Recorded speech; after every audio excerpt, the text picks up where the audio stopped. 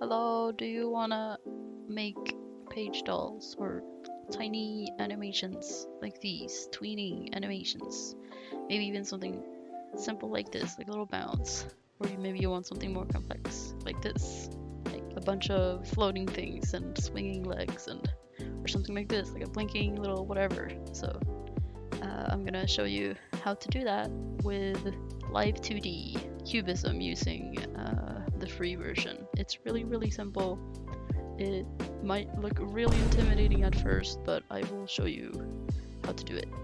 Okay, so first of all, we're of course gonna need something to animate. So we're gonna make a little character here. I usually go for like the canvas size somewhere between like 800 to 1000 pixels, but you can do it however big you want it. Like if you want it smaller, you can make it smaller. If you want it bigger, then you know, make it bigger.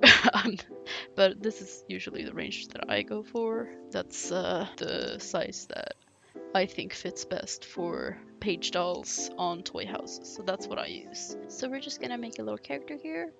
I'm gonna make a sketch, and yeah, I'll meet you when I'm done with the sketch.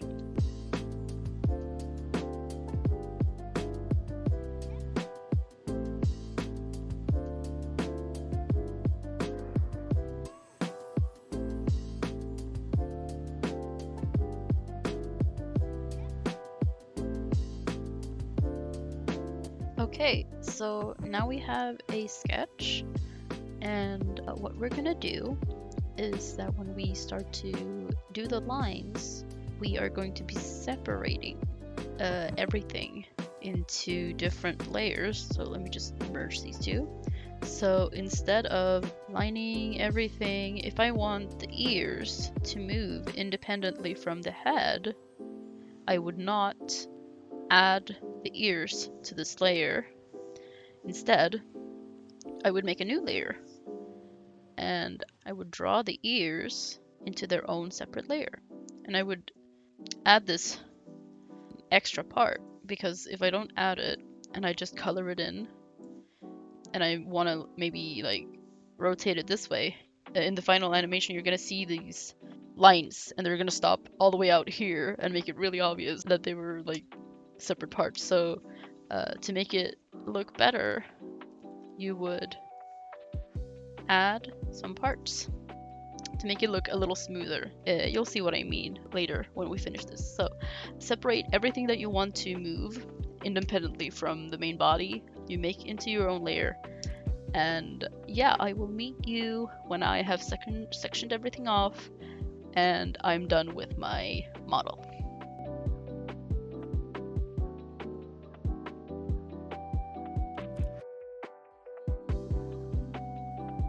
Also, make sure that you, with every layer, that you name it to avoid confusion. It's gonna save you a lot of confusion and frustration in later parts. So make sure that you name every single one of your layers. Also, make sure that you give a name to your color layers as well. I didn't do that, and it caused a bit of confusion for me during the rigging process. So be sure that you name both your line art and your colors. Also, later in this video, I'll be mentioning folders. I had filmed a section where I talked about putting your layers into folders to like make it easier to organize and find your layers later. But the sound was kind of weird in that clip, so I figured I'd do a voiceover explaining that instead. And keeping your layers separated instead of merging your colors and lines together is an optional thing, but I like to do it because sometimes I'll find minor mistakes halfway through rigging my model, and like I have to go back and fix it, and it just makes it easier to have the layers separated. But if you think a lot of layers is like overwhelming, or if you are confident with your drawing and your layers or whatever, you are absolutely welcome to like merge them if you think that's easier for you to process or whatever. There we go. So now that you have put everything in a folder, you have all of these different parts separated, everything that you want to be moving.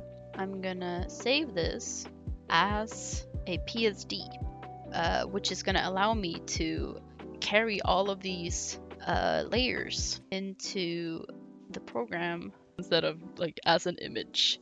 And then I will meet you guys in Live2D. So the first thing we're gonna do is we're gonna open, and we're just gonna open it here. And this program might seem very intimidating at first, but I promise I will explain it as simply as possible. So for every model that you make in here, you want to start with selecting everything, and then you go into auto. And since I am using the free version, I'm just gonna put this on standard. And yeah, this looks intimidating. Don't worry about it. You're not gonna be touching any of this. Just leave it as it is. So we can click away, and I'm gonna start with showing you a rotation deformer. So a rotation deformer, say I wanted to get this arm to move. I want this arm to wave back and forth at us. We're gonna do this with a rotation deformer. So select the arm, and then we're gonna click the rotation deformer. Don't touch any of it. I don't usually touch any of this because I don't really know what this means. I just make it. There we go. And you're gonna get this little circle thing. And if you hold Control and you click in the middle, you can drag this and put this at the shoulder. Because if you start like rotating it over here, it's gonna do this. So we want to put this at the shoulder to give it a more natural rotation. I forgot to tell you that I had to put the color layer and the arm layer like under the rotation here, because as you saw I was only rotating the color, and that was because I had only selected the color layer. So I had to move the line layer into this rotation here as well. And I like to adjust holding down Control again, and I'm hovering over my mouse over the little point here, and I'm just anchoring it so that it lines up with the arm. It just makes it easier to kind of visualize the angle of the rotation that you're making. So, well, we can do like this, but we're not really like putting any key frames at the moment. We're just kind of putting the start points, so to say. So how we're gonna decide the angles that you want the arm to be rotating in is you're gonna pick one of these parameters, parameters, maybe, I don't know, I'm sorry, I don't know how to pronounce it, and you're gonna choose either 2 or 3 keyframes. I'm gonna start with 3 just to give you guys the whole experience, so to say. So this is the middle keyframe. This is kind of the like where you want the arm to like sort of rest. And then if we move it to the side, we're gonna decide how far away we want the arm to swing in that direction, so that when we pull this back, it'll go back and forth, back to the original position. And then we're gonna drag it all the way to the other side, and we're gonna do it the same for the other side. I think I'm just gonna do it a little bit like this. So there we go.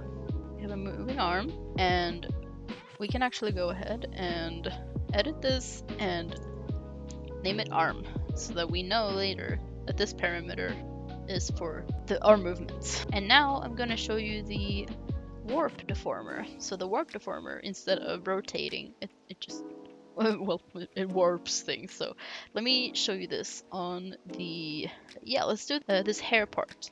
I don't want this hair part to rotate. I want it to like deform a bit instead. So I'm gonna use this warp deformer, and I'm gonna use the next parameter here. Let me rename this hair. And instead of rotating it, it's gonna start like stretching it instead. So if I move this over, I can do stuff like this. Sorry. No, sorry. So if I do like this, it's gonna make little adjustments like that instead. So I'm gonna make the hair like sort of sway a little bit instead. You see? Like that. And then on the other side, I'm gonna make it the same. Just stretching it a little bit. There we go. We got swaying hair. Woo! So yeah, I'm just gonna add some parameters here and there, and then I will meet you guys in the animation part of this program.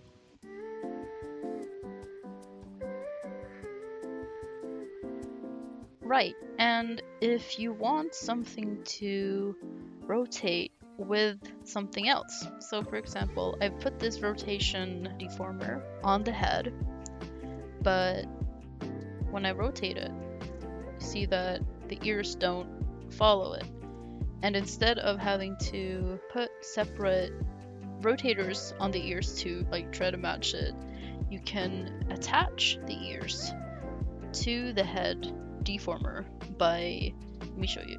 I'm gonna select the ear so I can find it easier, and I'm gonna grab the ear in this part of the layers. I'm gonna grab the ear and I'm gonna scroll up and I'm gonna put it in the face rotation so that when I then go to rotate it, the ear is gonna follow. Another thing that I was trying to explain was about the different layer sections.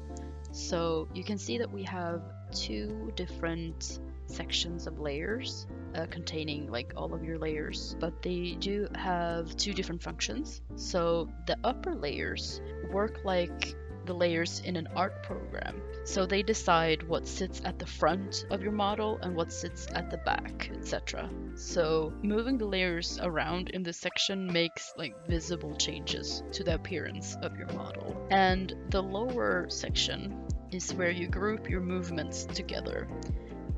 So this face rotation, for example, is connected to this rotation deformer.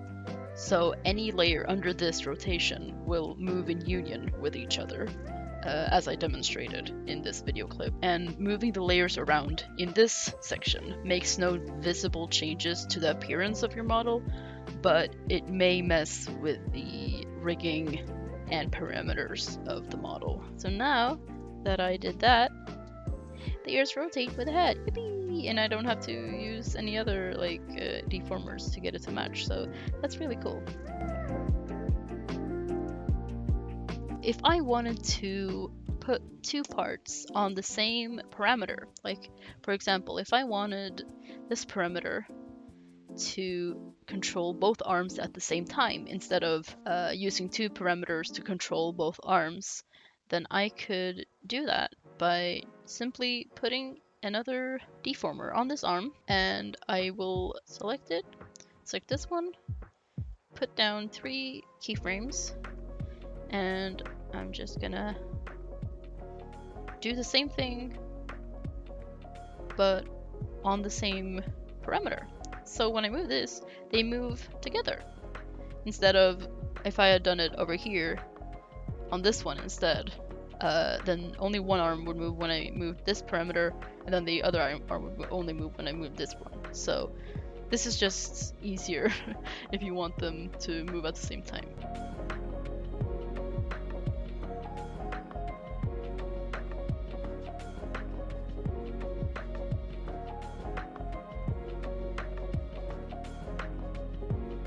Okay, so when you're done with putting all of your little deformers everywhere, you're gonna wanna save it. And then you're gonna go to the animation part, and you're gonna grab your little file up here, and you're just gonna drag it into the timeline here. I sometimes have the issue when I try to rescale my canvas.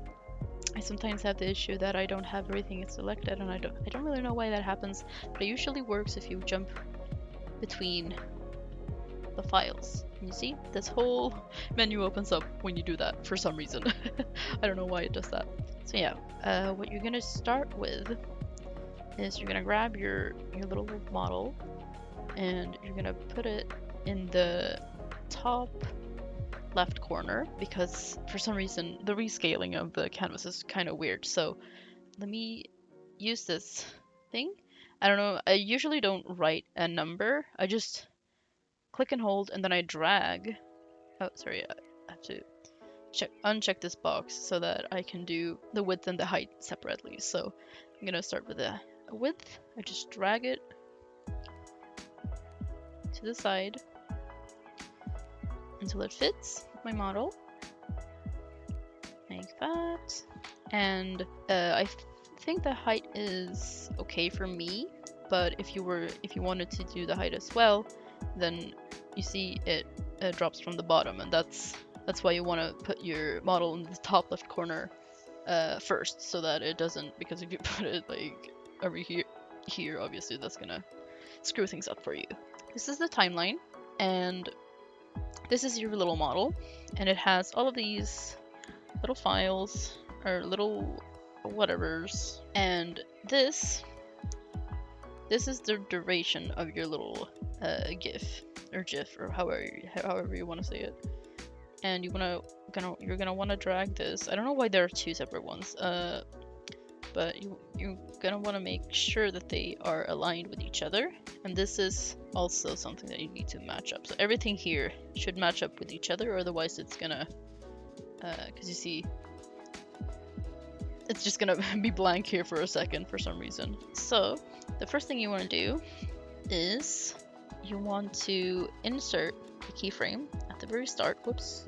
And then you're gonna go into Live2D parameters, and this is where you will be selecting your starting position. So I'm gonna put everything at their starting positions. There we go. And then I like to, because I want my GIFs to be loopable, so I usually copy my first keyframe and I put it in the end so that it always ends at the same position that it started in. And yeah, and then you insert a keyframe wherever you want stuff to happen. And yeah, you can just like reposition things. If I just put a few things over there, you play pause, you're gonna see things starting to move. So yeah, you just play around with this and you'll find something that works for you eventually.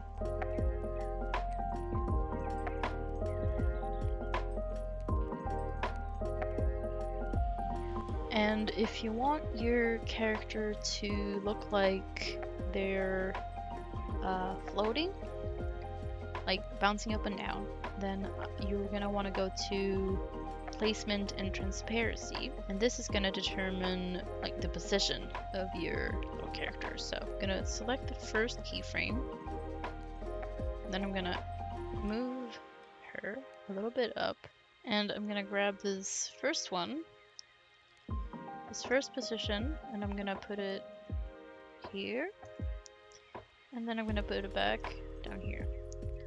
So now it's gonna look like she's floating. She's jumping up and down. Okay, so I'm obviously gonna have to do some adjustments, but yeah, that's the gist of it. You just play around with it, and that's how you make it bounce. And if you wanted to, say, put some extra emphasis on the bounce, you could, at the little drop down, you could make her squish a little bit. Not a big squish, let me exaggerate it a little bit so you can see it clearer. There you go. So that's how you make a little squish.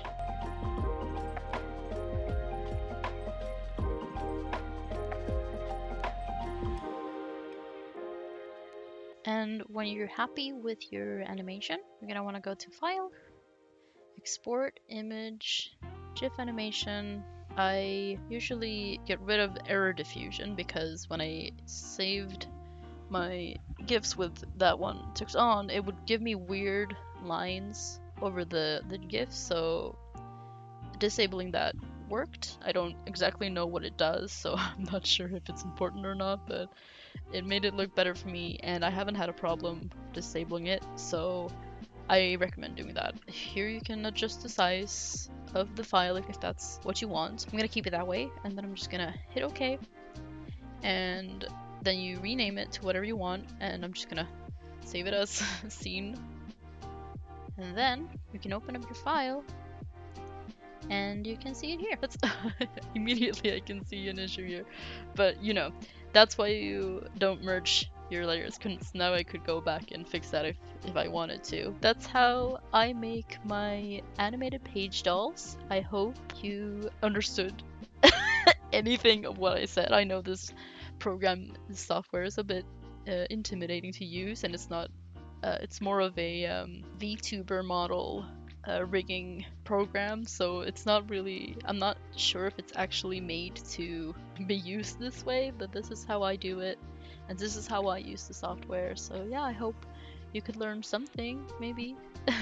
And if you have any questions, then obviously feel free to send me a message. I would be super happy to, yeah, let you in on all the I was about to say secrets, but they're not really secrets. I'm not gatekeeping anything. I will be more than happy to help you out if you need some help. So yeah, just shoot me a message and I will help you.